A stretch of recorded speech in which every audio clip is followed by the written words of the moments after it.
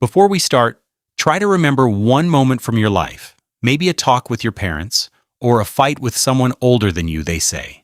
In our time, people just worked and did not complain, and someone younger answers, "You just do not understand how much harder everything has become." At this moment, it feels like you speak different languages.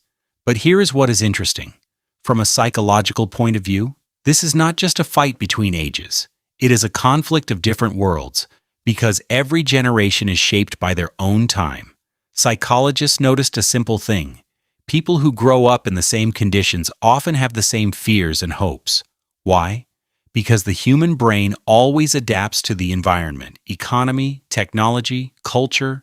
All of this forms how you see the world. For example, people who grew up in a stable world believe in the long path. Study, work, career. Life gets better slowly for them. This logic feels natural. If you work hard and stay patient, life wins. But then the world started to change faster than ever before. The internet arrived. Information became instant. Social media started to compare everyone with everyone. Crisis happened more often. Many young people grew up in this new reality.